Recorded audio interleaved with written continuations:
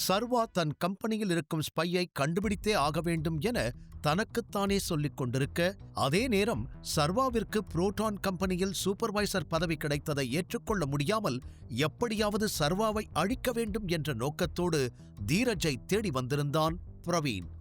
பதிலுக்கு அவனும் தன்னிடம் மிகப்பெரிய திட்டம் ஒன்று இருக்கிறது என்று கூற, ஆர்வமாக அப்படி என்ன பிளான் என்று பிரவீன் கேட்டான். பிளான சொல்றதுக்கு முன்னாடி ஒரு சில விஷயங்களை நாம தெளிவுபடுத்திக்கணும். இப்போதைக்கு நம்மளால புரோட்டான் கம்பெனிக்குள்ள எதுவும் பண்ண முடியாது. பிகாஸ் அது டைகரோட கம்பெனி. ஆனா புரோட்டான் கம்பெனியில அந்த சர்வா கிட்ட இன்னொரு கம்பெனி இருக்கு என்று தீரஜ் பாதியோடு நிறுத்த, அதிர்ச்சியடைந்த பிரவீன், அவன்கிட்ட இன்னொரு கம்பெனி இருக்கா என்று கேட்டான். ஆமா, ஆகாஷோட கம்பெனி இப்ப அவன்கிட்ட தான் இருக்கு. அந்த ஏகே கார்ப்பரேஷன் இப்ப சர்வா பேர்ல மாறி அவனுக்கு கீழே தான் ஒர்க் ஆகுது என்று தீரஜ் விளக்கமாக கூற, திகைப்பிலிருந்து வெளியே வந்த பிரவீன், அப்படின்னா அந்த கம்பெனியில நாம என்ன வேணாலும் பண்ணலாம், கரெக்டா என்று கேட்டான். கரெக்ட், அதுதான் என்னோட பிளான். நீ அதுக்கு ரெடியா என்று தீரஜ் கை நீட்ட, பதிலுக்கு அவனோடு கைகுலுக்கிக் கொண்ட பிரவீனுக்கு திடீரென ஒரு விஷயம் ஞாபகம் வர, இந்த பிளான்ல என்ன வேணாலும் பண்ணிக்கோ, ஆனா எக்காரணத்தை கொண்டும் எனக்கும் வேதிகாவுக்கும் இதுல எந்த பிரச்சனையும் வந்துடக்கூடாது. உனக்கு சர்வாவை பழி வாங்கிறது ஃபர்ஸ்ட் ப்ரையாரிட்டியா இருக்கலாம், ஆனா எனக்கு வேதிகாதான் ஃபர்ஸ்ட் என்று பிரவீன் தன்னுடைய தேவையை தெளிவாக கூற, டோன்ட் வரி, உனக்கு வேதிகாதான் முக்கியம்னு சொல்லிட்டேல்ல, உங்க ரிலேஷன்ஷிப்க்கு எந்த பிரச்சனையும் வராம பாத்துக்க வேண்டியது என்னோட பொறுப்பு. ஆனா பிசினஸ் அப்படின்னு வந்துட்டா அது பொதுவா இருக்கணும். கிவ் அண்ட் டேக் பாலிசியில தான் ஒரு பிசினஸ் ஒர்க் ஆகும். அதை ஞாபகம் வச்சுக்கோ. நான் எதுக்காக இதெல்லாம் பண்றேன்னு உனக்கு தெரியும் தானே என்று தீரஜும் மறைமுகமாக தனது நிலைப்பாட்டை கூற, சிரித்துக்கொண்டே அவனோடு கைகுலுக்கிக் கொண்ட பிரவீன், ஓகே, வேதிகா எனக்கு சொந்தமாயிட்டா அந்த சர்வா விஷயத்துல நாம தலையிட தேவையே இல்லை. அவன் இந்த வீட்டை விட்டும் நம்ம லைஃபை விட்டும் மொத்தமா போயிடுவான் என்று பிரவீன் இறுதியாகச் சொல்ல, தலையாட்டி அதை ஏற்றுக்கொண்டான் தீரஜ். தன்னுடைய திட்டத்தில் சற்று ரிஸ்க் அதிகம் என தீரஜுக்கு தெரிந்தாலும் துணிந்து அதை செயல்படுத்த முடிவெடுத்திருந்தான். கூடவே வேதிகா பிரவீனுக்குள் பிரச்சனை வந்துவிடக்கூடாது என்பதையும் தெளிவாக புரிந்து கொண்டான். இந்த பிரவீன் ஒரு பணக்காரன். வேதிகா இவனை கல்யாணம் பண்ணிக்கிட்டா அவளுக்கு இந்த கம்பெனியும் இல்ல, இந்த சொத்தும் முக்கியமா இருக்காது. மொத்தமா இது எல்லாத்தையும் விட்டுட்டு போயிடுவா. தாத்தா கிட்ட இருந்து ஈஸியா இதை எனக்கு சொந்தமாக்கிக்கலாம் என்று தனக்குள்ளேயே கணக்கு போட்டுக் கொண்டவன் பிரவீனை பார்த்து சிரித்தான். இது எதுவுமே தெரியாத சர்வாவுக்கு சூப்பர்வைசர் ஆன பிறகு தனக்கு பல வேலைகள் இருந்தது. இன்னும் அவன் தனக்கான அசிஸ்டண்டை தேர்வு செய்யும் வேலையை ஆரம்பித்திருக்கவில்லை. இந்த நொடி அவனுக்கு பல வேலைகள் இருக்க, ஸ்பையை கண்டுபிடிப்பது அதில் முதன்மையாக இருந்தது. அதையும் தாண்டி மிகவும் முக்கியமான வேலையாக தன் அம்மாவின் கிரீம் கம்பெனியை மீண்டும் பெரிய இடத்திற்கு கொண்டு போக வேண்டிய கடமையும் அவனுக்கு இருக்க, எதை முதலில் கவனிப்பது என்று குழம்பி போனான். புரோட்டானுக்கு இப்ப எதுவுமே பண்ண தேவையில்லை, அது நல்ல நிலைமையில தான் இருக்கு. சோ அம்மா கம்பெனியை பத்தி யோசிக்கணும் என்று நினைத்துக்கொண்டே கம்பெனியை விட்டு வெளியே நடந்து வர, பாரதியிடமிருந்து அவனுக்கு அழைப்பு வந்தது. சர்வா அட்டன் செய்ததும், ஹலோ குட்டி என்று பாசமாக அழைத்தார் பாரதி. சொல்லுங்கம்மா, எப்படி இருக்கீங்க என்று சர்வா கேட்க, எனக்கு என்னப்பா, நல்லா இருக்கேன். பிசினஸும் நல்லா போயிட்டு இருக்கு. எல்லா மெட்டீரியல்ஸும் கலெக்ட் பண்ணியாச்சு. ப்ரொடக்ஷனை நாளையில இருந்து ஸ்டார்ட் பண்ணிடலாம். ஃபர்ஸ்ட் ப்ராடக்ட் ரெடி ஆனதும் உனக்கு சொல்லி அனுப்புறேன். உன்னால நேர்ல வந்து அதை செக் பண்ண முடியுமா என்று பாரதி கேட்க, சிரித்த சர்வா, கண்டிப்பா நான் அங்க வருவேன், கவலையே படாதீங்க என்றான். பல வருடங்கள் கழித்து மனதார மகிழ்ச்சி அடைந்திருந்தான் சர்வா. தன் அம்மா வித்யாவின் கனவை நிறைவேற்றுவது அவனுக்கு மட்டற்ற மகிழ்ச்சியை கொடுத்தது. சரிப்பா, நான் உனக்கு அப்புறமா கால் பண்றேன் என்று கூறிய பாரதி அழைப்பை துண்டிக்காமல் அமைதியாகிவிட, என்னம்மா, ஏதாவது கேட்கணுமா என்றான் சர்வா. இன்னைக்கு நைட் டின்னருக்கு நீ வீட்டுக்கு வர முடியுமா என்று தயங்கிக் கொண்டே பாரதி கேட்க, இல்லம்மா, இன்னைக்கு வேற பிளான் இருக்கு, நம்ம 2 பேரும் சேர்ந்து இன்னொரு நாள் டின்னர் சாப்பிடலாம் என்று சர்வா பொறுமையாக கூற, சரிப்பா, ஒன்னும் பிரச்சனை இல்ல, நான் அப்புறமா கால் பண்றேன் என்று கூறி அழைப்பை துண்டித்தார் பாரதி. ஆபீஸிலிருந்து வெளியேறியிருந்த சர்வா நேராக ஒரு 5 ஸ்டார் ரெஸ்டாரண்ட்டுக்கு வந்து சேர்ந்தான். அது மிகப்பெரிய பில்டிங்கில் அமைக்கப்பட்டிருந்தது. அந்த ஒரே கட்டடத்தில் ஹோட்டல், பிசினஸ் ஸ்வீட், பார் என அனைத்தும் வடிவமைக்கப்பட்டிருக்கும். அது சர்வாவுடைய டைகர் கம்பெனிக்கு சொந்தமானது. அதன் டாப் ஃப்ளோரில் VIP ஸ்வீட் இருக்க அங்குதான் டைகர் கம்பெனியின் முக்கிய நபர்களுக்கான மீட்டிங் ஏற்பாடு செய்யப்பட்டிருந்தது. சித்ராவும் அப்போது அந்த ஹோட்டலில்தான் இருந்தாள். அவள் மாடலிங் செய்வதற்காக மேனேஜர் ஒருவரை சந்திக்க அங்கு வந்திருந்தாள். இந்த சந்திப்பு மூலம் பெரிதாக அவளுக்கு எந்த வாய்ப்பும் கிடைக்காது என்று தெரிந்தாலும் அந்த மேனேஜரை தன்னால் முடிந்தவரை பேசி கன்வின்ஸ் செய்ய முயன்று கொண்டிருந்தாள். அந்த ஹோட்டலில் இருக்கும் VIP ரூமில்தான் அவளும் பிரபல பாடகருடைய மேனேஜரான கண்ணனும் இருந்தனர். அந்த பிரபல பாடகர் தன்னுடைய மியூசிக் போஸ்டருக்காக மாடலை தேடிக் கொண்டிருக்க அந்த வாய்ப்பை தனக்கு தரும்படி மேனேஜரிடம் கேட்டுக்கொண்டிருந்தாள். அவரோ யோசனையில் இருக்க, ப்ளீஸ் கண்ணன், எனக்கு இந்த ஹெல்ப் பண்ணுங்க. ஒருவேளை எனக்கு இந்த வாய்ப்பு கிடைச்சதுன்னா எனக்கு வர பேமெண்ட்ல உங்களுக்கு 30% கமிஷன் கொடுக்குறேன். அது மட்டும் இல்லாம சென்னையில் இருக்கிற பெரிய பெரிய பிசினஸ் மேன்லாம் எனக்கு தெரியும். அவங்க மூலமா உங்களுக்கு என்னென்ன ஹெல்ப் பண்ண முடியுமோ எல்லாத்தையும் பண்ண நான் தயாரா இருக்கேன் என்று ஏதேதோ கூறி ஒரு வழியாக அவரை தன் பக்கம் இழுத்து இருந்தவள் ஹோட்டல் அறையை விட்டு வெளியே வர, ஓகே சித்ரா, உங்களுக்கு எல்லா ஹெல்ப்பையும் நான் பண்றேன், ஆனா டீல மறந்துடாதீங்க என்று கூறிக்கொண்டே அவர் முன்னால் நடக்க அவருக்கு பதில் சொன்னபடி பின்னால் நடந்து வந்த சித்ரா அங்கு தன்னுடைய VIP ஸ்வீட் எங்கே இருக்கிறது என்பதை தேடிக் கொண்டிருந்தவள் சர்வா மீது திடீரென மோதினாள். அதே நேரம் மேனேஜர் பதவியேற்ற பின்பும் கூட குயின்சியின் கோபம் குறைந்திருக்கவில்லை. மீண்டும் மீண்டும் அது தனக்கு நடந்த அநீதி என்றே நினைத்தவளுக்கு டைகர் மீது கோபம் வந்தது. இத்தனை வருஷம் இந்த கம்பெனிக்காக உழைச்சிருக்கேன், எனக்கு ப்ரொமோஷன் கொடுக்கறதுக்கு பதிலா என்னை டிமோட் பண்ணி இந்த ரோலுக்கு அனுப்பி இருக்காருனா டைகர் மனசுல என்னதான் நினைச்சுக்கிட்டு இருக்காரு, இதை சும்மா விடக்கூடாது என்று மீண்டும் மீண்டும் அதே சிந்தித்துக் கொண்டிருந்தவளுக்கு டைகரை எதிர்க்கும் துணிவு வந்துவிட்டது. உடனே தனது போனை எடுத்து ஒரு நம்பருக்கு டயல் செய்தாள்.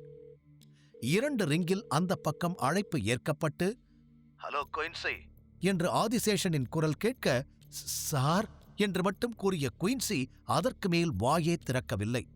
என்னாச்சு, எப்படி இருக்க என்று ஆதிசேஷன் கேள்வி எழுப்ப, நல்லா இருக்கேன் சார் என்று லேசான பயத்தோடு சொன்னவள், உங்ககிட்ட நான் பேசணும் சார், முக்கியமான விஷயம், நம்ம எப்ப மீட் பண்ணலாம் என்று அடுத்த நொடியே கேட்டாள். ஆனால் அந்த பக்கம் சில நிமிடங்கள் அமைதியாக இருந்த ஆதிசேஷன், நேர்ல மீட் பண்ணணுமா என்று கேள்வியோடு நிறுத்தியவர், ஓகே, அட்ரஸ் அனுப்புறேன், வந்துடு என்றார். தேங்க்யூ சார் என அவள் கூற அந்த பக்கம் அழைப்பு துண்டிக்கப்பட்டது. ஒரு முடிவோடு போனை கீழே வைக்க கேபின் கதவை தட்டிவிட்டு உள்ளே நுழைந்தாள் திவ்யா. வந்ததும், மேம், உங்களுக்கு ஒரு அப்பாயின்மெண்ட் இருக்கு, அதுவும் இப்பவே என்று அவள் கூற குயின்சி அதை கவனிக்காமல் தனது யோசனையில் மூழ்கிப் போயிருந்தாள். ஆதிசேஷனிடம் என்ன பேசுவது, எப்படி ஆரம்பிப்பது என்று தனக்குள்ளேயே அவள் யோசனை செய்து கொண்டிருக்க, மேம் என்று மீண்டும் சத்தமாக அழைத்தாள் திவ்யா. அதில் நிமிர்ந்து பார்த்த குயின்சி, என்னாச்சு, எதுக்கு கத்துற, என் முன்னாடி கத்துற அளவுக்கு உனக்கு தைரியம் வந்துருச்சா என்று கடுப்பாக, சாரி மேம், அது நான் உங்களை கூப்பிட்டேன், உங்களுக்கு கேட்கல, இட்ஸ் ஓகே, உங்களுக்கு அப்பாயின்மெண்ட் இருக்கு, அதை பத்தி சொல்லத்தான் வந்தேன் என்று அவள் சொல்லி முடிப்பதற்குள் குறுக்கே தடுத்த குயின்சி, நோனோ, எனக்கு இப்ப யாரையும் மீட் பண்ற மூடு இல்ல, இந்த அப்பாயின்மெண்ட்ஸ் எல்லாம் ரீஸ்கெட்யூல் பண்ணிடுங்க என்று எரிச்சலுடன் கூறினாள். சரியாக அப்போது அவளுக்கு ஆதிசேஷனிடமிருந்து மெசேஜ் வந்தது. எங்கு சந்திக்க வேண்டும் என்று அட்ரஸை அனுப்பியிருந்தார். அதை பார்த்ததும் அவளுக்குள் எப்படியாவது டைகரை வீழ்த்திவிடலாம் என்ற தைரியம் வந்தது. பழிவாங்க வேண்டும் என்ற உணர்ச்சி கொழுந்துவிட்டு எரிய டைகரை பற்றி ஆதிசேஷனிடம் அவன் உண்மையான பெயர் முதற்கொண்டு தனக்கு தெரிந்த அனைத்தையும் கூற முடிவு செய்து விட்டாள். இதற்கு முன்னர் கூட ஆதிசேஷன் அவள் மூலமாக டைகரை பற்றி தெரிந்து கொள்ள முயற்சித்து இருக்கிறார். ஆனால் டைகர் மீது இருந்த பயத்தில் குயின்சி வாயை திறந்தது இல்லை. முதலில் ஆதிசேஷன் அவளை அவள் பிறந்த நாளின் போது சந்தித்தார். அப்போதிலிருந்து இருவருக்கும் பேச்சுவார்த்தை ஆரம்பித்திருந்தது. ஆதிசேஷன் தன்னிடம் பேசும் விதம் சற்று வித்தியாசமாக இருப்பதை குயின்சி உணர்ந்திருந்தாலும் அதை பற்றி பெரிதாக அவள் கண்டு கொள்ளவில்லை. கூடவே அவர் தன்மீது ஆசை கொண்டுள்ளார் என்பது தெரிந்தபோது கூட பிசினஸையும் இதையும் குழப்பிக்கொள்ளக் கூடாது என டைகர் பற்றி வாயே திறக்காமல் தான் இருந்தாள். ஆனால் இப்போது அனைத்தும் மாறிவிட்டது. என்ன, அந்த சர்வாவுக்காக அவமானப்படுத்தி நீங்க பெரிய தப்பு பண்ணிட்டீங்க டைகர் என்று மனதிற்குள் நினைத்தவள் ஆபீஸ் வேலைகளையெல்லாம் அப்படியே விட்டுவிட்டு ஆதிசேஷனை சந்திக்கச் சென்றாள். பார்த்து ரொம்ப நாள் ஆச்சு, நானே கூப்பிட்டா கூட வரமாட்டீங்க, இப்ப என்ன என்று அவள் வந்ததும் சிரித்துக்கொண்டே ஆதிசேஷன் கேட்க அவரை பார்த்து கொண்டு எதிரில் அமர்ந்த குயின்சி, உங்ககிட்ட ஒரு முக்கியமான விஷயம் பேசணும். நான் ஸ்ட்ரெயிட்டா விஷயத்த சொல்லிடுறேன். நீங்க இவ்வளோ நாளா என்கிட்ட கேட்டுக்கிட்டு இருந்த ஒரு விஷயத்தை பத்தி இப்ப நான் பேச போறேன் என அவரை நேருக்கு நேர் பார்க்காமல் பார்வையை அங்கும் இங்கும் திருப்பிக் கொண்டே அவள் சொல்ல, அவளை சந்தேகமாக பார்த்த ஆதிசேஷன், அப்படியா என்று கேட்டார். குயின்சி சில நொடிகள் எதுவும் பேசவில்லை. கண்களை இறுக்க மூடி மீண்டும் மீண்டும் தனக்குள்ளே ஏதோ பேசிக்கொண்டாள். டைகரை பற்றிய எந்த தகவலையும் வெளியே சொல்லக்கூடாது என கான்ட்ராக்டில் கையெழுத்து போட்டிருந்தாலும் இப்பதான் நான் அந்த கம்பெனியில செக்ரட்டரி இல்லையே என்று எண்ணிதான் இங்கு வரை வந்தாள். இப்போது இறுதி நொடியில் ஏதோ ஒன்று அவளை தடுத்தது. பிறகு ஒருமனதாக தைரியத்தை திரட்டிக் கொண்டவள், டைகரோட உண்மையான பேரு சர்வேஸ்வர ராஜன் என பட்டெனக் கூறிவிட்டாள். அவளை பார்த்து கொண்டிருந்த ஆதிசேஷன் அடுத்த நொடி லேசாக சிரித்துவிட்டு, எனக்கு அது தெரியும் என்றார் வெகு சாதாரணமாக.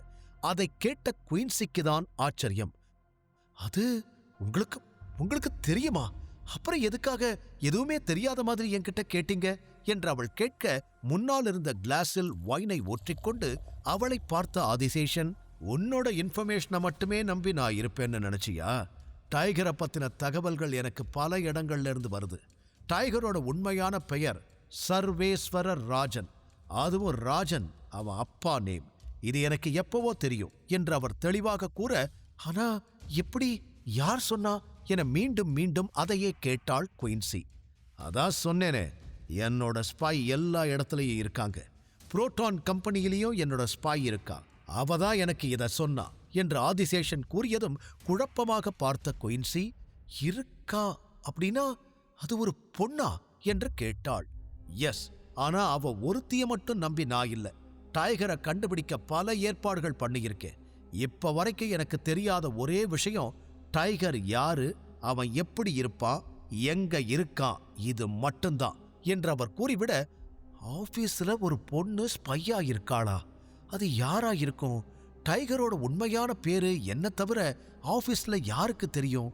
என் கூட நெருக்கமா பழகிற யாராவது இருக்குமா என்று குயின்சி பல விதங்களில் யோசிக்க, நீ எவ்வளோ யோசிச்சாலும் உன்னால் அதை கண்டுபிடிக்க முடியாது, லிவ் இட் என்று கூறிய ஆதிசேஷன் அவளிடம் ஒரு கிளாஸையும் கொடுத்துவிட்டு, உன்னோட வேலை போயிடுச்சுன்னு கேள்விப்பட்டேன், அதனால தானே நீ இங்க வந்திருக்க என்று நேரடியாக கேட்டார். உடனே குயின்சியின் முகம் சோர்ந்து போனது. வேலை போயிருந்தா கூட பரவாயில்ல, ஆனா என்ன டிமோட் பண்ணிட்டாங்க என்று அவள் கூற, நக்கலாக சிரித்த ஆதிசேஷன், அதனாலதான் உன்கிட்ட என் ஆபீஸ்ல வந்து ஜாயின் பண்ணுன்னு சொன்னேன். நீதான் கேட்க மாட்டேன்னு சொல்லிட்ட. இப்பவும் என்னோட குரூப்ல ஜாயின் பண்ண உனக்கு ஆஃபர் இருக்கு. உனக்கு விருப்பம் இருந்தா ஜாயின் பண்ணிக்கோ என்று சாதாரணமாக ஆதிசேஷன் கூற, அவர் கம்பெனிக்கு சென்று விடலாமா? நிச்சயம் இமேஜின் செக்யூரிட்டிஸில் மேனேஜராக இருப்பதை விட அது பெரிய பதவியாகத்தான் இருக்கும் என்று சிந்தித்தாள். இதற்கு முன்னர் அவர் கேட்டபொழுது அவள் மறுத்ததற்கு காரணம் புரோட்டான் கம்பெனியின் மீது அவள் வைத்திருந்த பற்று. என்ன ஆனாலும் இதை விட்டு செல்லக்கூடாது என மிகவும் உறுதியாக இருந்தாள். இப்போதும் அதுவே அவளை தடுக்க, இவ்வளவு வருஷம் இந்த கம்பெனிக்காக உழைச்சிட்டு இப்ப வெளியே போனா அது எல்லாம் வீணா போயிடும் என்று அவள் மனம் கூறியதில், நீங்க எனக்கு இந்த ஆஃபர் கொடுத்ததுக்கு ரொம்ப தேங்க்ஸ், ஆனா என்னால டைகர் குரூப்ல இருந்து வர முடியாது என்று வேகமாக கூறியவள் ஆதிசேஷனின் பதிலுக்கு காத்திராமல் அங்கிருந்து கிளம்பிவிட்டாள். அவளை பார்த்து கொண்டே சிகரெட்டை வாயில் வைத்த ஆதிசேஷன் மெல்ல புகைத்தபடி போகும் அவளையே பார்த்து கொண்டிருந்தார். ஆதிசேஷனின் ஸ்பை யார்? சித்ராவை பார்த்த சர்வா என்ன செய்யப் போகிறான்? முழு கதையையும் கேட்டு மகிழ பாக்கெட் FM ஏபி டவுன்லோட் செய்யுங்கள். லிங்க் டிஸ்கிரிப்ஷனில் கொடுக்கப்பட்டுள்ளது.